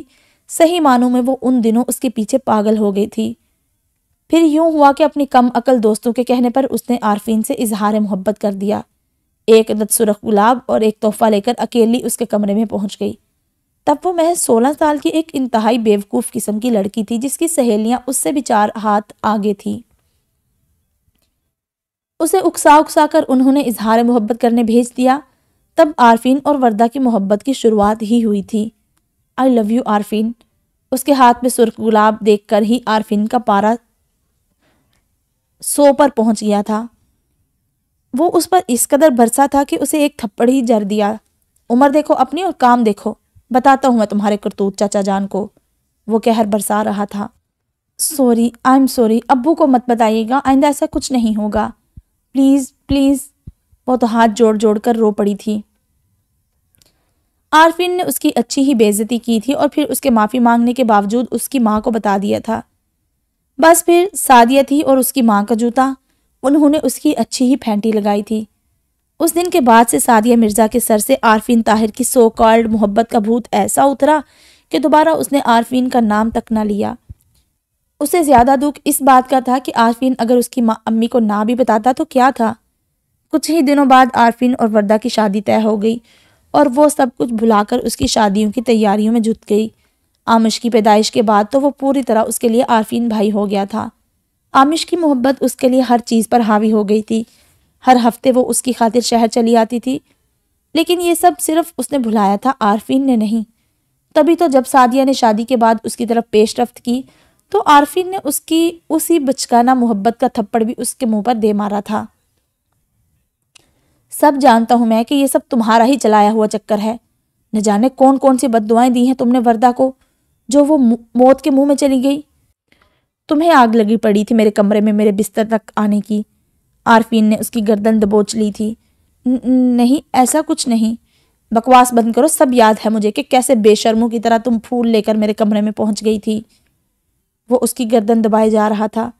آئی am sorry Arfeen, I am so sorry, وہ بلبلائے جا رہی تھی۔ خبردار جو آئندہ مجھے اس کمرے میں نظر آئی، حشر کر دوں گا میں تمہارا۔ ایک بار پھر اس نے سعدیہ کو اپنے کمرے سے باہر نکال دیا تھا۔ اگلی صبح ناشتے کی میز پر خاموشی سی تھی۔ سعدیہ حسب معمول کچن میں تھی۔ عامش وردہ کو بھی باہر لے آیا تھا، وہ سب کے آگے باری باری ان کا ناشتہ رکھ رہی تھی۔ عارفین اپنی کرسی پر خاموش بیٹھا تھا۔ تائیمی، سعدیہ کی آواز نے اس خاموشی کو توڑا۔ ہاں بیٹے، تائیمی، میں نے کبھی آپ سے کچھ نہیں مانگا، کبھی کسی چیز کے لیے ضد نہیں کی، ہمیشہ آپ کی ہر بات پر سر جھکایا ہے، لیکن پلیز مجھے بار بار مجبور مت کرے۔ تائیمی، مجھے عارفین سے کوئی حق نہیں چاہیے، پلیز، وہ روتے ہوئے بولی تھی۔ وردہ، آپ سے بھی میری منت ہے کہ میرا جتنا تماشا بننا تھا وہ بن چکا، پلیز اب اور مت بنائے۔ مجھے کسی سے کوئی گلہ نہیں ہے، نہ آپ سے نہ عارفین سے، خدا کے لیے مجھ پر ترس کھانا بند کر دے۔ وہ وردہ کی طرف مڑی تھی۔ جب مجھے ہی اس زندگی پر کوئی اعتراض نہیں ہے تو میرا نہیں خیال کہ کسی اور کو بھی ہونا چاہیے۔ جہاں اتنے سال گزر گئے وہاں باقی بھی گزر جائیں گے۔ میں آج ابھی اپنا ہر حق عارفین کو معاف کرتی ہوں، وہ کہتے کہتے رکی تھی۔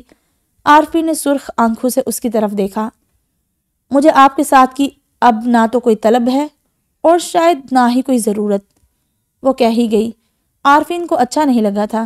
اچھا، تو اب واقعی تمہیں میری کوئی ضرورت نہیں ہے؟ اسے غصہ آ گیا۔ نہیں، تو پھر اس گھر میں رہ کر کیا کرو گی؟ میں نے 15 سال پہلے اپنی جس ضرورت کی خاطر تم سے شادی کی تھی وہ تو کب کی پوری ہو چکی۔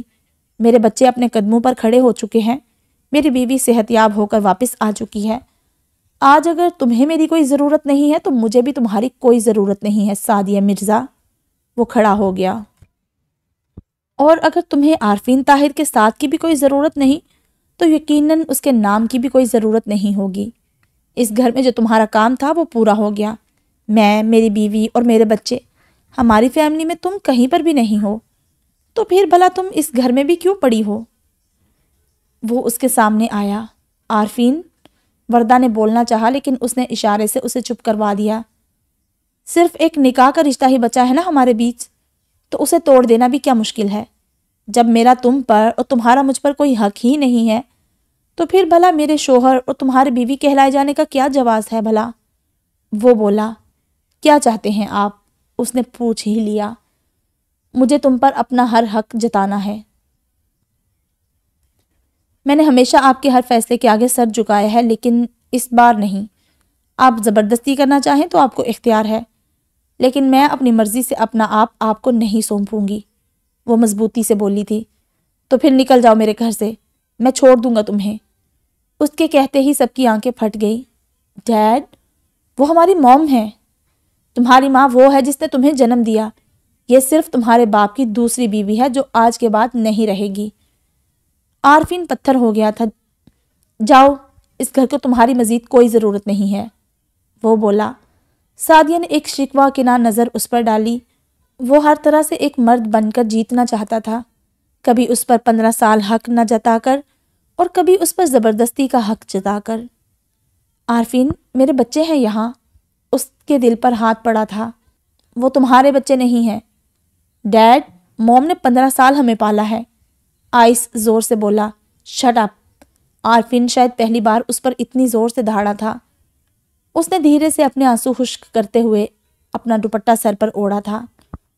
موم، آنشا اور آئس تڑپ گئے۔ آمش خاموش بیٹھا تھا۔ سعدیہ، رکو۔ وردہ نے کھڑا ہونا چاہا لیکن عارفین نے اسے روک دیا۔ جانے دو اسے۔ سعدیہ نے باہر کی جانب قدم بڑھائے تھے۔ میری ایک بات یاد رکھنا سعدیہ، کہ تم انہی قدموں پر پلٹ کر دوبارہ اس گھر میں آؤ گی اور اپنی مرضی سے اپنا آپ میرے حوالے کرو گی۔ بھاڑ میں گئے تمہارے سو کالڈ 15 سال۔ تمہاری وجہ سے میں اپنے بچوں کی نظروں میں گر گیا ہوں، ایک مجرم بن گیا ہوں، سو طلاق تو مر کر بھی نہیں دوں گا تمہیں، عارفین کہتا چلا گیا تھا۔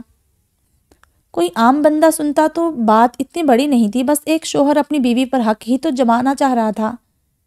لیکن بات اس لیے بڑھ گئی تھی کیونکہ اب بات ایک شوہر کی انا پر آ گئی تھی۔ 15 سال پہلے اگر عارفین طاہر نے اسے دھتکار دیا تو شاید وہ حق بجانب تھا، کیونکہ اس کے پاس سعدیہ کے قریب نہ آنے کی بے شمار وجوہات تھی۔ وہ وردہ سے بہت محبت کرتا تھا، انہوں نے 5 سال اکٹھے گزارے تھے، سو اسے اپنی بیوی سے وفا نبھانی تھی۔ اس کی جان سے پیاری بیوی کوما میں تھی، سو اسے صرف اور صرف اسے وقت دینا تھا۔ وہ ایک سفارتکار تھا، سو اس کا کام ہی ملک سے باہر رہنا تھا۔ اس کے بچے ابھی چھوٹے تھے، سو وہ سعدیہ کے قریب نہ بھی گیا تو کیا تھا، اور سب سے بڑی بات کہ وہ ذہنی طور پر ڈسٹرب تھا۔ لیکن اب اسے اپنے قریب آنے کی اجازت نہ دینے کے لیے سعدیہ کے پاس بھلا کیا جواز تھا؟ صرف یہ کہ 15 سال گزر چکے تھے اور دنیا کی نظروں میں یہ جواز کچھ بھی نہیں تھا۔ سعدیہ اسی دن اپنے مائکے آ گئی تھی، اور اس کی سب سے بڑی غلطی کہ اس نے آتے ہی اپنی ماں کو سب کچھ نہیں بتایا۔ اسے لگا کہ عارفین کو اپنے دھتکارے جانے کا وقت ہی غصہ ہے تو شاید اتر جائے، وہ کچھ ہی دنوں میں ملک سے باہر چلا جائے گا اور وہ دوبارہ واپس بلا لے گا، لیکن ایسا نہیں تھا۔ اس بار ایک بیوی نے ایک شوہر کو ہی نہیں، ایک عورت نے ایک مرد کو ٹھکرایا تھا۔ اگلے دن وہ گاؤں پہنچ گیا۔ سعدیہ کی طبیعت ٹھیک نہیں تھی، سو وہ اپنے کمرے میں ہی رہی۔ اسے تب پتہ چلا جب پروین رات کو اس کے کمرے میں آئی۔ یہ کون سا نیا تماشا رچانے لگی ہے اب تو سعدیہ؟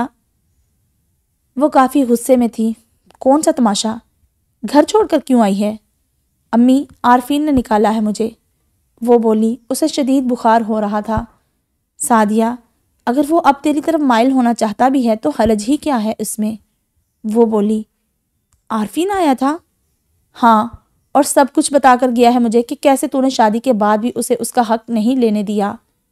تجھے اس پر تب کا غصہ تھا جب اس نے تیری بے حیائی کی شکایت لگائی تھی مجھے، اور تیری اس ہٹ درمی کی وجہ سے اسے مجھ سے جھوٹ بولنا پڑا۔ وہ پروین کی باتیں سن کر دھنگ رہ گئی۔ امی، ایسا کچھ نہیں ہے۔ پھر کیوں اسے دھتکار رہی ہے؟ وہ چیخی۔ امی، اسے 15 سال بعد یاد آیا میری طرف آنا۔ اسے رونا آ گیا۔ دیکھ سعدیہ، وہ ابھی صرف مجھ سے بات کر کے گیا ہے۔ اس نے صاف کہا ہے کہ سعدیہ پر زور زبردستی کی گئی ہے، تبھی تو اسے اس کا حق نہیں جتانے دیتی۔ چل، اگر شادی کے شروع کے دنوں میں وہ تیری طرف نہیں آیا تو کیا ہوا؟ اس کا صدمہ بھی تو دیکھنا کہ کتنا بڑا تھا، وہ بولی۔ امی، وہ سارا الزام میرے سر دھر گیا ہے۔ بات صرف اتنی سی ہے کہ جب 15 سال اس نے مجھ پر حق نہیں جتایا تو پھر اب کیا آفت آ گئی ہے؟ وہ چیخ پڑی تھی۔ بکواس بند کر لے، اگر تیرے ابو اور بھائیوں کو پتہ چل گیا تو تیری خیر نہیں۔ عارفین نے کبھی کوئی کمی ہونے دی ہے تجھے جو تو ایسے کر رہی ہے؟ پروین بس اپنی ہی کہے جا رہی تھی۔ اس نے اپنا سر پکڑ لیا۔ عارفین نے بالکل ہی انسانیت کھو دی تھی۔ وہ بس کسی بھی طرح اسے اپنے سامنے جھکانے کے در پر تھا۔ کچھ ہی دنوں بعد ثریا اور وردہ خود آئیں۔ پروین تو وردہ کو اپنی دہلیز پر دیکھ کر ہی سب کچھ بھول گئی تھی۔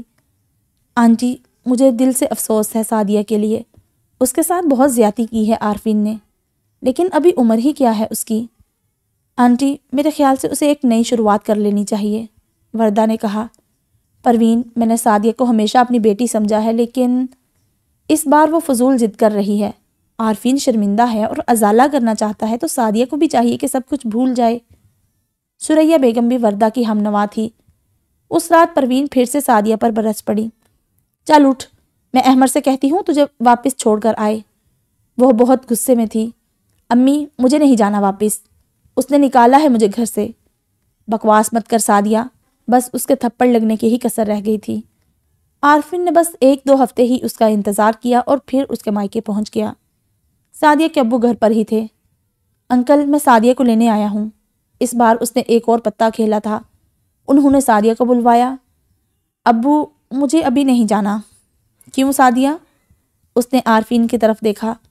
ابو، میری طبیعت ٹھیک نہیں ہے تو کچھ دنوں بعد۔ عارفین نے اس کی بات کاٹ دی۔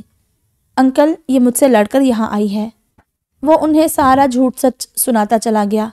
ابو، ایسا نہیں ہے، میں نے بس یہ کہا کہ اب مجھے عارفین سے کوئی حق نہیں لینا، وہ بولی۔ انکل، اگر یہ الگ ہونا چاہتی ہے تو اس سے پوچھ لے، میں اسے طلاق دینے کو تیار ہوں، وہ بولا۔ خدا نہ کرے، عارفین بیٹے طلاق کیوں لے گی بھلا یہ؟ پروین تڑپ گئی۔ سعدیہ، اپنا سامان لے کر آؤ، اس کے ابو نے تحکمانہ سے لہجے میں کہا تھا۔ ابو پلیز، آپ میری بات بھی تو سمجھے، وہ بے بسی سے رو پڑی۔ کیا سمجھوں میں؟ تم دونوں میاں بیوی کے آپس کے معاملات اب یوں سریعام سنوں گا میں؟ کس نے پیش رفت کی اور کس نے دھتکار دیا، کون حق جتاتا ہے اور کون نہیں، کون کس کی طرف مائل ہوتا ہے اور کون پیچھے ہٹ جاتا ہے، یہ کوئی سمجھنے والی باتیں ہوتی ہیں سعدیہ، وہ بولے۔ ابو، میں بس یہ کہہ رہی تھی کہ جب 15 سال حق نہیں جتایا تو اب بھی مت جتائیں، وہ بولی۔ اور اگر جتا لے گا تو پھر کیا ہو جائے گا؟ پروین کو غصہ آ گیا۔ آنٹی، احمد سے کہیے گا کہ 1-2 دن بعد اسے چھوڑ جائے۔ وہ ایک فاتحانہ سی نگاہ اس پر ڈالتا ہوا واپس آ گیا تھا۔ اگلے 2 دن اس کے لیے کسی قیامت سے کم نہیں تھے۔ ہر کسی کی نظروں میں وہ گرتی جا رہی تھی۔ اس کے ماں باپ کے نزدیک تو سرے سے اس کی ضد ہی فضول تھی۔ عارفین کی باتیں سن کر پروین یہ ماننے کو تیار ہی نہیں تھی کہ اس نے 15 سالوں میں ایک بار بھی سعدیہ کی طرف قدم نہیں بڑھائے ہوں گے۔ انہیں یاد تھا جب سعدیہ نے کچی عمر میں اس سے محبت کرنے کی غلطی کی تھی، اور وہ یہی سمجھ رہی تھی کہ سعدیہ شاید اس وجہ سے عارفین سے کترا رہی تھی، اور اگر سعدیہ کی باتیں درست بھی تھی تب بھی وہ اس کے ساتھ نہیں تھی۔ اگر اس کا شوہر 15 سال بعد اس کی طرف مائل ہو رہا تھا تو اسے دھتکارنے کا اسے کوئی حق نہیں تھا۔ وردہ خود چل کر ان کی دہلیز تک آئی تھی۔ بھلا کون عورت اپنی سوکن کے لیے اتنا کچھ کرتی ہے؟ وہ خوشی سے اپنا شوہر اس کے ساتھ بانٹنے کے لیے تیار تھی، خود آگے بڑھ کر اسے اس کا حق دلوا رہی تھی، تو پھر بھلا سعدیہ کو کیا تکلیف تھی؟ آنشا اور آئس دونوں اس سے ملنے آئے تھے، دونوں اس سے لپٹ کر روتے رہے تھے۔ ان کے نزدیک اب اگر ان کا باپ اسے ان کی ماں کا رتبہ دے رہا تھا تو اسے پیچھے نہیں ہٹنا چاہیے تھا۔ وہ اسے واپس آنے کا کہہ رہے تھے۔ ثریا بیگم صبح شام پروین کو کالز کر رہی تھی اور بار بار سعدیہ کے واپس آنے کا کہہ رہی تھی۔ ان سب کے نزدیک عارفین اتنا بھی قصوروار نہیں تھا جتنا سعدیہ نے اسے بنا دیا تھا۔ وہ اگر شادی کی شروعات میں اس کی طرف مائل نہیں ہو سکا تو پھر کیا تھا؟ وہ اتنے بڑے صدمے سے گزرا تھا۔ سعدیہ کو اسے معاف کر دینا چاہیے تھا اور اس سے اپنا حق لے لینا چاہیے تھا۔ اس رات اسے شدید بخار ہو گیا۔ سوچ سوچ کر اس کی نسیں پھٹتی جا رہی تھی۔ اس کے ابو نے فیصلہ سنا دیا تھا اور کل وہ واپس جا رہی تھی، انہی قدموں جن قدموں سے وہ یہاں آئی تھی، اور ظاہر ہے اس کے جاتے ہی عارفین نے سب سے پہلے اس سے اپنا حق وصولنا تھا۔ اس رات بھی وہ اپنے کمرے میں تھی۔ بخار کی شدت سے اسے بار بار پسینہ آ رہا تھا۔ پروین آج اسے ہسپتال بھی لے کر گئی تھی۔ وہ شدید قسم کے ڈپریشن کا شکار ہوتی جا رہی تھی۔ تبھی کمرے کے دروازے پر دستک ہوئی تھی۔ آ جاؤ، اس کی آواز بھی کانپ رہی تھی۔ آمش کو اندر آتا دیکھ وہ اٹھ کر بیٹھ گئی۔ آمش نے غور سے اسے دیکھا۔ چند دنوں میں ہی اس کی آنکھیں اندر کو دھنس گئی تھی۔ آمش، میں صبح آ جاؤں گی واپس۔ اسے لگا کہ شاید باقیوں کی طرح وہ بھی اسے واپسی کے لیے قائل کرنے آیا ہے۔ سعدی، آئی ایم سوری، میں یہی سمجھتا رہا کہ آپ نے ڈیڈ سے شادی کر کے میری ماما کے حق پر ڈاکہ ڈالا ہے۔ وہ بے جان ہو کر گھر سے دربدر ہو کر رلتی رہی اور پیچھے سے آپ ان کی جگہ پر عیش کرتی رہی، ان کے شوہر پر حق جماتی رہی، ان کے گھر اور بچوں کی دعوے دار بن گئی۔ وہ بولا۔ سعدیہ نے آنکھوں میں آیا پانی صاف کیا۔ لیکن مجھے نہیں پتا تھا کہ… وہ کہتے کہتے رک گیا اور اس کی طرف دیکھا۔ آپ کیا چاہتی ہیں؟ اس نے پوچھا۔ میں بس اس گھر میں ویسے ہی رہنا چاہتی ہوں جیسے 15 سالوں سے رہ رہی ہوں۔ میں بس اپنی باقی کی زندگی تم تینوں کے ساتھ ویسے ہی گزارنا چاہتی ہوں جیسے 15 سالوں سے گزار رہی ہوں، اور میں عارفین سے مرتے دم تک اتنے ہی فاصلے پر رہنا چاہتی ہوں جتنے فاصلے پر پچھلے 15 سال سے ہوں۔ وہ کہنا شروع ہوئی۔ آمش، کوئی بھی میری بات سمجھنے کی کوشش نہیں کر رہا۔ میرے ماں باپ کو بس کسی بھی طرح مجھے میرے شوہر کے ساتھ بسائے رکھنا ہے۔ تائی امی کو یہ فکر ہے کہ وہ مرتے دم میرے سامنے سرخرو ہو کر جائیں۔ تمہاری ماں کو بس اپنا گلٹ ختم کرنا ہے، اور تمہارا باپ، اسے بس اپنی انا کی تسکین کرنی ہے۔ اسے بس مجھے ایک بار واپس اس گھر میں لے جا کر مجھ پر اپنا تسلط جمانا ہے۔ یہ ثابت کرنا ہے کہ وہ جب چاہے، جس وقت چاہے مجھ پر حق جما سکتا ہے، چاہے 15 سال بعد ہی صحیح۔ وہ رو رہی تھی۔ آمش خاموش بیٹھا رہ گیا۔ کوئی میری بات نہیں سمجھ رہا آمش۔ میں 21 سال کی تھی جب میری عارفین سے شادی ہوئی۔ میں کیا انسان نہیں تھی؟ میری کیا ایموشنز نہیں تھے؟ میرا کیا نفس نہیں تھا؟ 15 سال میں نے ایک بیوی ہونے کے باوجود شوہر کی محبت کے بغیر گزار دیے۔ وہ میری جوانی کے دن تھے آمش۔ مجھے بھی اپنے شوہر کے لیے سجنا تھا، سنورنا تھا، اس کی تعریفیں سمیٹنی تھی، اس کے دل میں اترنا تھا۔ کیا میرا حق نہیں تھا کہ میرا شوہر بھی مجھ سے محبت کرتا، مجھے اپنا قرب بخشتا؟ وہ بلک بلک کر رو دی تھی۔ آمش، میں جانتی ہوں، یا میرا خدا جانتا ہے کہ میں نے شادی کے بعد کے دن کیسے گزارے ہیں۔ میں عارفین کی بیوی تھی تو مجھے کیا اس کی ضرورت نہیں تھی؟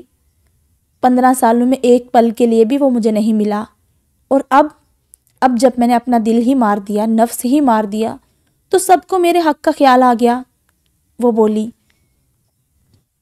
نہیں دل کرتا میرا اب اس کے قریب جانے کو، نہیں دل کرتا اس کی قربت پانے کو۔ کوئی میری بات نہیں سمجھتا آمش کہ میری بھی کوئی عزت نفس ہے۔ وہ اپنا سر اپنے ہاتھوں میں گرا گئی تھی۔ آمش دھیرے سے اٹھ کر اس کے پاس آیا تھا۔ I am sorry Saadi, I am so sorry mom. اس نے بہت محبت سے اس کا تپتا ہوا وجود اپنے مضبوط حصار میں لیا تھا۔ وہ سبھی نفوس رات کے کھانے پر جمع تھے جب آمش اسے اپنے ساتھ لیے لاؤنج میں داخل ہوا۔ سبھی نے چونک کر اس کی طرف دیکھا تھا۔ عارفین کے لبوں پر اسے دیکھ کر ایک فاتحانہ سی مسکراہٹ ابھر آئی تھی۔ موم، تھینک گاڈ آپ آ گئیں۔ آنشا اور آئس دونوں اس سے لپٹ گئے تھے۔ کیسی ہو سعدیہ؟ وردہ خود اٹھ کر اس سے ملی تھی۔ تمہیں تو بخار ہے، میڈیسن لی ہے میں نے، ٹھیک ہو جائے گا۔ وہ بولی۔ بیٹھو، کھانا کھاؤ۔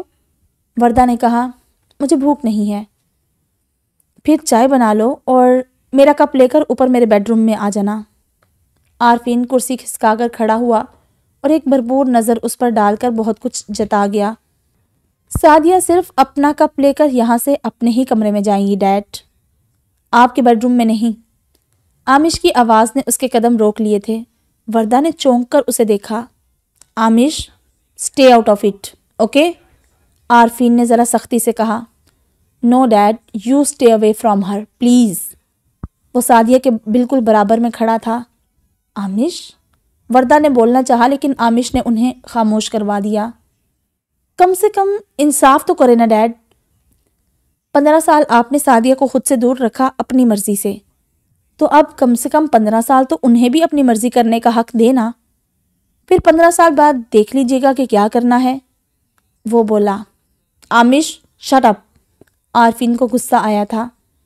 ڈیڈ، سعدیہ کی بات اتنی مشکل تو نہیں ہے جو آپ پڑھے لکھے باشعور لوگوں کو سمجھ نہیں آ رہی۔ ان کا دل مر گیا ہے تو بھلا اب 15 سالوں سے مرے ہوئے دل کو کیسے دوبارہ زندہ کر لیں گی وہ؟ سادہ سی بات ہے کہ میری مرضی کے بنا کوئی مجھے پانی کا ایک گھونٹ تک نہیں پلا سکتا۔ بتائیں موم، آپ کی مرضی کے بنا ڈیڈ آپ کو کبھی چھو سکتے ہیں؟ آپ بتائیں دادی، کیا آپ کی مرضی کے بنا کوئی آپ سے کچھ منوا سکتا ہے کیا؟ وہ کہتا چلا گیا۔ سبھی خاموش تھے۔ ڈیڈ، ہم کسی جانور کو بھی اس کی مرضی کے بنا اپنا نہیں بنا سکتے، تو یہ تو پھر ایک جیتی جاگتی عورت ہیں، انہیں کیسے تسخیر کر لیں گے آپ؟ وہ بولا۔ سعدیہ کے آنسو نکل آئے تھے۔ صرف ایک لمحے کے لیے خود کو سعدیہ کی جگہ پر رکھ کر سوچے ماما کہ آپ 15 سال بعد کسی کے کہنے پر اپنی طرف پلٹنے والے شوہر کو قبول کر لیتی۔ وہ وردہ کی طرف مڑا تھا، وہ بس سعدیہ کی طرف دیکھتی رہ گئی۔ پلیز بس کریں آپ لوگ، 15 سال تھوڑا تماشا بنا ہے ان کا جو اب پھر آپ سب ان کے پیچھے پڑ گئے ہیں۔ میری ایک بات آج اور ابھی سن لیں ڈیڈ، میری موم اپنی مرضی سے اپنا آپ کو سونپنا چاہیں تو ٹھیک، لیکن آپ ان کی مرضی کے بنا ان کی جانب کوئی پیش رفت نہیں کریں گے۔ عامش عارفین کے سامنے کھڑا ہو گیا تھا۔ تو ٹھیک ہے، جب یہ مجھ سے کوئی رشتہ ہی نہیں رکھنا چاہتی تو میں اسے طلاق دے دیتا ہوں۔ وہ بولا۔ دے دیں، لیکن طلاق کے بعد بھی وہ اسی گھر میں رہیں گی، کیونکہ دنیا چاہے کچھ بھی کہے، یہ میری حلیمہ سعدیہ ہیں اور مجھے میری ماں کی طرح ہی عزیز ہیں۔ عامش کے مضبوط بازو نے سعدیہ کے ناتواں کندھوں کے گرد حصار بنایا تھا۔ ڈیڈ، ہم دونوں ہمیشہ موم کے ساتھ رہیں گے، کیونکہ 15 سال وہ ہمارے ساتھ رہی ہیں، آپ نہیں۔ بھلے ہی آپ انہیں طلاق دے دیں، لیکن یہ اس گھر سے کہیں نہیں جائیں گی۔ آنشا اور آئس دونوں اس کے آگے چٹان بن گئے تھے۔ عارفین نے جیسے ہار کر سعدیہ کو دیکھا۔ یہ میرے بچے ہیں، وہ جیسے بے بس سا ہو گیا۔ اور میں کس کی ہوں؟ اس نے دھیرے سے پوچھا تھا۔ عامش اسے اپنے کندھے سے لگائے کھڑا تھا۔ آنشا نے اس کا بازو تھام رکھا تھا، آئس نے اپنا سر اس کے کندھے پر رکھا ہوا تھا۔ اس کے وہ تینوں جگر گوشے اس لمحے اس کی بجائے سعدیہ کے ساتھ تھے۔ یہ سب تمہارا کیا دھرا ہے۔ اس نے وردہ کی طرف دیکھا۔ سوری عارفین، اب تو میں بھی تمہارے ساتھ نہیں ہوں۔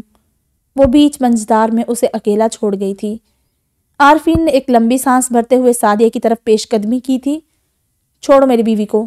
اسے عامش کے حصار سے نکالتے ہوئے وہ اپنے سینے سے لگا گیا تھا۔ Sorry for everything, even though I know this is not enough. وہ بہت نرمی سے اس کے آنسو صاف کرتے ہوئے بولا تھا۔ مجھے میرے ماں باپ کی نظروں میں رسوا کر دیا آپ نے۔ وہ روئی تھی۔ میں خود ازالہ کروں گا، وعدہ کرتا ہوں تمہاری ساری عزت واپس دلاؤں گا۔ وہ بولا۔ آنشا اور آئس دونوں زور سے اس سے لپٹ گئے۔ دور ہٹو مجھ سے، طوطا چشم اولاد۔ عارفین کے کہتے ہی ان دونوں کا کہکا نکلا تھا۔ وردہ بھی ہنسنے لگی۔ اب چائے بنا دو اور میرا کپ اوپر میرے بیڈ روم میں دے جانا۔ اس نے کن اکھیوں سے عامش کی طرف دیکھتے ہوئے سعدیہ سے کہا تھا۔ آج سے سعدیہ کا داخلہ اوپر والے بیڈ روم میں اور آپ کا داخلہ سعدیہ کے کمرے میں بالکل ممنوع ہے۔ وہ انگلی اٹھا کر بولا تو وردہ کی ہنسی نکل گئی۔ اوے یار، چائے کا کپ پکڑانے تو آ ہی سکتی ہے۔ وہ بمشکل اپنی ہنسی روکے ہوئے تھا۔ ڈیڈ، آپ کا کوئی بھروسہ نہیں کہ چائے کا کپ پکڑتے پکڑتے آپ میری موم کو ہی پکڑ لیں۔ نو، اپنا کپ خود لے کر جائیں۔ عامش کے کہتے ہی عارفین کا رکا ہوا کہکا ابل ہی پڑا اور سعدیہ سرخ ہوتی ہوئی کچن کا رخ کر گئی تھی۔ ختم شد۔ تو یہ تھا ہمارا آج کا ناول ایک بار مسکرا دو، جسے لکھا تھا عائشہ ذوالفقار نے۔ امید کرتی ہوں آپ کو پسند آیا ہوگا۔ اپنی رائے کا اظہار لازمی کامنٹ سیکشن میں کیجیے گا، مجھے بھی کافی اچھا لگا پڑھ کے۔ تو پھر ملتے ہیں ایک نئی ویڈیو میں ایک نئے ناول کے ساتھ۔ تب تک آپ اپنا بہت سارا خیال رکھیں اور چینل کو سبسکرائب کر لیں پلیز۔ اللہ حافظ۔